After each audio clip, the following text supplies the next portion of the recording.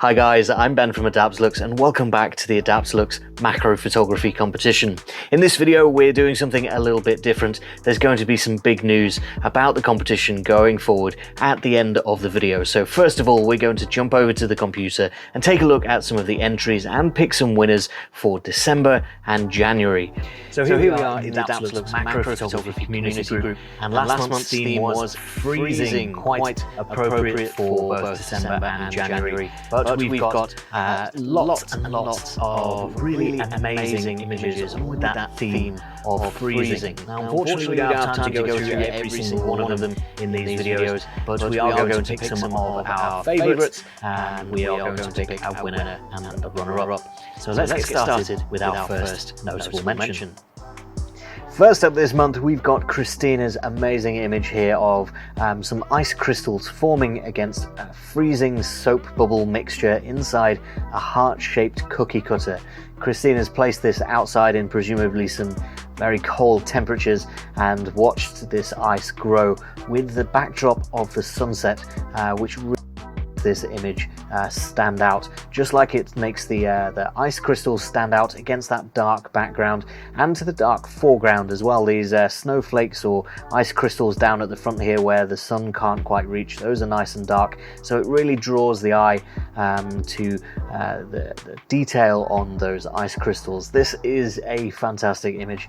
Thank you very much for entering it, Christina. Irina is back with her Lego photography and with her movie references. This is referencing The Shining, of course, but it's a really nice image, even if you don't get that reference, just because of that, what I think, standout color and the difference between the texture of this minifigure, the artificial person, and that natural snow. The textures are really complementary. You've got that chaotic nature of the snow, and then the nice smooth curves and textures of the Lego man himself, and this I think pulls together for a nice outstanding image with that bright red right in the middle of the pure white snow. I think this is fantastic, but also really fun, so thank you for entering, Irina. Next up, we've got a newcomer to the group. We've got Bet, who has entered this fantastic leaf stuck in ice. She's called it Frozen in Time, and I think this is a fantastic way to photograph flowers, leaves and foliage like that by freezing them in a big block of ice. It adds just an extra dimension of interest to your images, with some parts of the leaf deeper into the ice being a little bit blurry, and then some bits closer to the surface where you can start to see all of that detail. But then all of the background and some of the foreground is textured by the texture of the ice. I think this is just a really interesting and really nice way to present some color and some foliage in this way. The greens and a little bit of red really stand out amongst that ice, just like we saw with Irina's image. So thank you very much for your entry, Bet. We hope to see a lot more images like this from you in the future. Next up, we've got another take on that theme of Frozen from Irene, who's taken this image of frost crystals forming on a rudbeckia flower. It's not looking too healthy, this flower, and it's no wonder because it certainly seems very cold.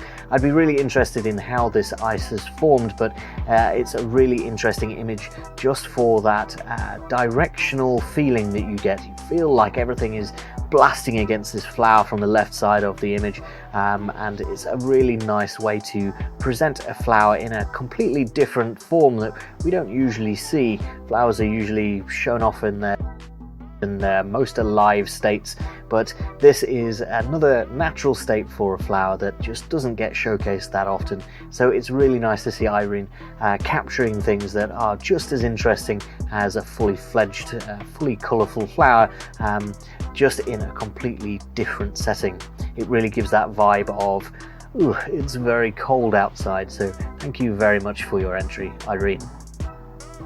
Everybody meet Muffin. This is Lily's parrot Muffin.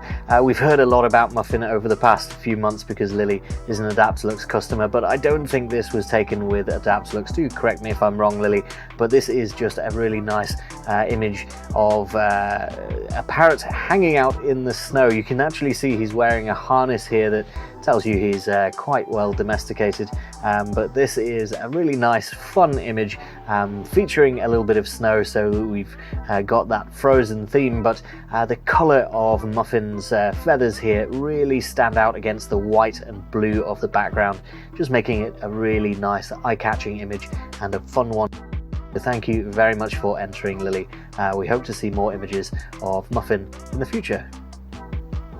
Next up, we've got Roger, who is this month's community favourite with his frozen bubble, and he says this was taken in -20 degrees C temperatures, not for the meek, and he's quite right. I've never managed bubble photography, frozen bubble photography like this, because we just don't have the sub-zero temperatures required very often, and this is a really nice example.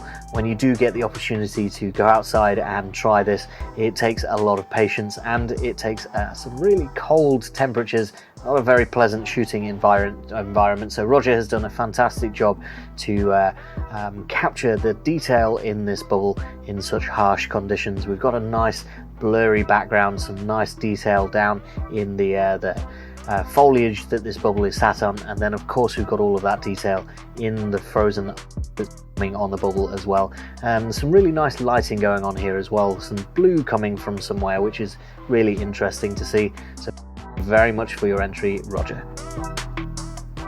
For our runner-up this month, we have Alessandro's image of a diseased leaf. I think this is a form of natural disease that's forming on the leaf and gives it that sort of red colour, and you can see the red extending towards the edges of the leaf as well, hiding inside these little bits of ice all the way along.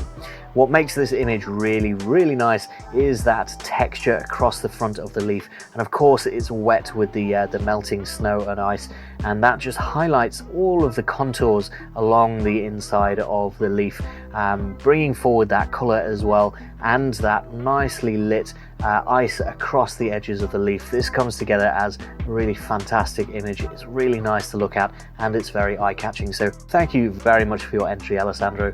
You are our runner-up for this month. Our winning image for this month comes from Christina, and this is just a fantastic photo for many reasons. We've got some sort of plant here. I'm not very good with my flower names, so if you don't tell me, I generally don't know. But this is some sort of flower or plant with frost growing all over it, and the focus and the lighting here is absolutely fantastic. I think the light is coming from behind here, shining on this back sort of half of the plant, and shining through all of those frost crystals to create this amazing bokeh all the way along the edge, but still maintaining that really pinpoint sharp focus on the frost crystals at the front, which are in shadow just here, also along that sticking out leaf along the side. It just brings a lot of interest into the image and draws the eye to those sharp parts, but then it's also supported by that lovely lighting all the way around the sides. I don't know whether this snow was added in post. It adds a nice little effect. Maybe it was actually snowing when the photograph was taken. I suspect this is a little bit of nice Photoshop work to add a little bit of extra visual interest to the image. Either way, this is a really fantastic image and truly worthy of the winning spot. So thank you once again to everybody that took the time to enter this month's competition, and very well done to our winners.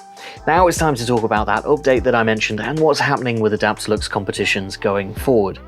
So this monthly macro photography competition has been running a couple of years now, and we've got a lot of winners. We've got a huge amount of entries, and I really wanted to thank everybody for taking part and supporting the competition over those couple of years. However, it is time to bring this type of competition to a close. We're not going to be running any monthly themes with prizes, and these monthly videos, they're going to stop as well. But that's not to say that the competition is gone in its entirety, and we will have more updates about that coming in the future. We're also going to be making some slight changes to the Adaptalux Facebook group, but I'll talk about those in a post over on the group. I would encourage you to go and join the Facebook group because we're going to put a lot more updates there. There's going to be some nice changes, and that's where you're going to hear about news for future competitions as well. I'll link to the Facebook group down in the description, so do head over there and join. You can also join our newsletter, which I'll also link down in the description, and that's a great way to find out about news about the future of Adaptalux competitions. Lastly, I just wanted to reiterate, both from myself and from Sam, that these competitions have been really fun for us as well. Seeing all of your images and judging them every month, sending out prizes, is just a really positive way for us to be able to interact with you guys, the community. So for that reason, I hope that a lot of you stick around and continue to chat with us in the Adaptalux Facebook group, and there'll be a lot of changes over there that I hope will be really positive for the community.